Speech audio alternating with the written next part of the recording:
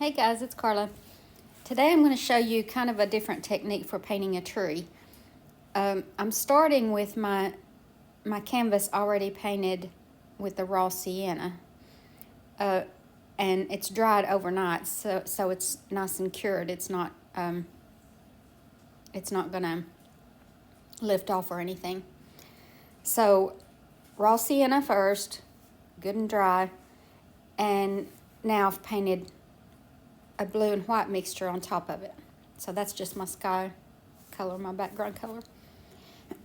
So with green and black, with a round hog bristle brush, I'm just going to tap on my foliage shape. And what I want to do while I'm doing this is leave some of the sky, like little areas of sky showing through. I don't want to cover it all up solid. If you do end up covering up too much, you can come back with the blue and white mixture and put in some little gaps, but it's easier if you just try to leave some to begin with.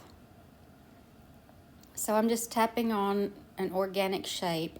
You can create your own shape, but you just want to make sure that you're leaving those gaps and that it is a tree shape.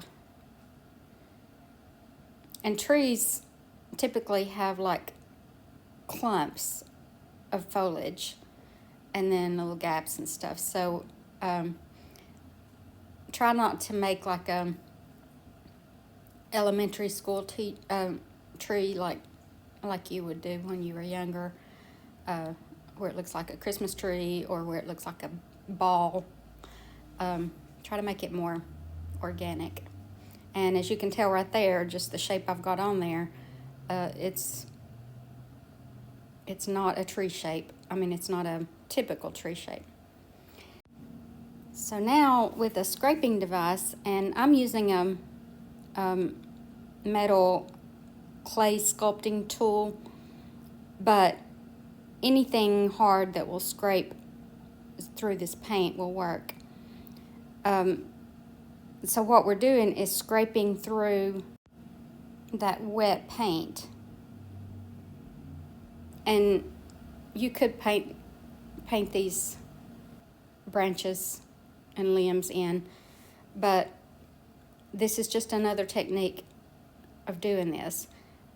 So while this green and black mixture is still wet, it allows you to scrape through, and it wets out everything underneath it too, so it re-wets that blue shade, and you can scrape through both of those and get down to that raw sienna. And the raw sienna should stay because it cured overnight, but everything else scrapes off. So it's just another way to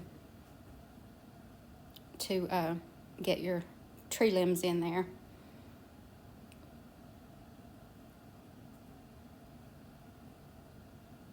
And I'll show you after a while how to put the bottom of the tree trunk in. Okay, so now I'm going back with that same round hog bristle brush and putting in some lighter shades. So I'm going with just green right now. On my palette I have white, phthalo blue, green, black, burnt sienna, and yellow. All right, so now I'm going to go even lighter. You always want to start with your darker shades and then put highlights on top of them. So I've highlighted my dark green with regular green, and now I'm highlighting that with a light green. And I want to keep my light shades up toward the top, like where the sun would be hitting it, and then leaving the darker shades underneath so that they're in shadow.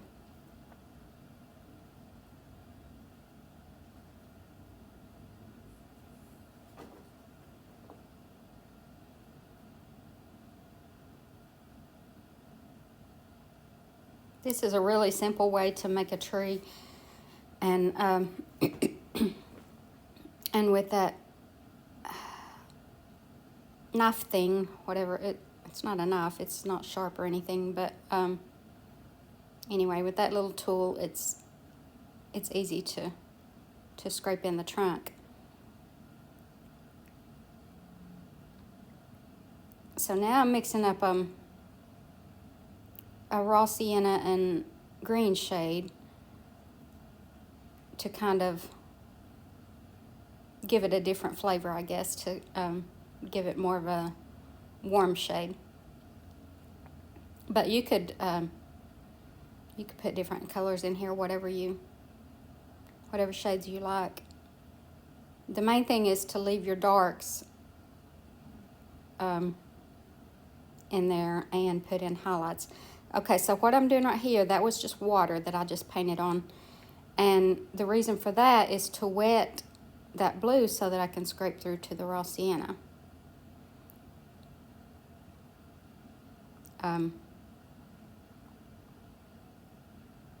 So there's the bottom of my tree trunk.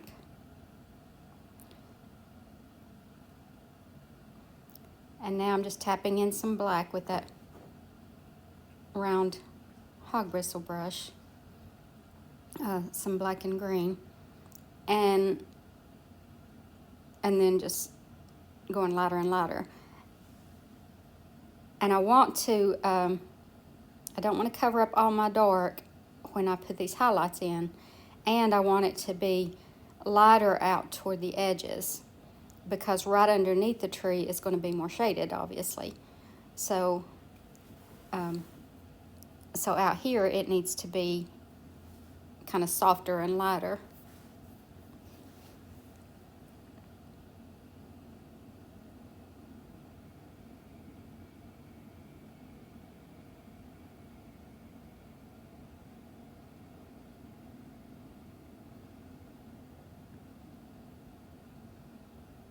Now I'm putting another highlight color in my tree.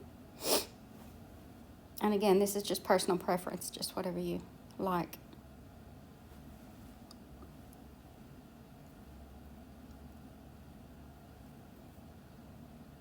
And we're not finished with the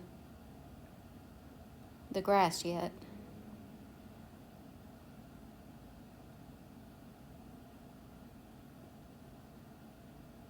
Okay, so now I'm switching to a smaller hog bristle brush, and I want to kind of darken up some of my shadow colors in the tree. Yours may or may not need that. And then down here, I want it to be really dark right underneath the tree because it's in shadow.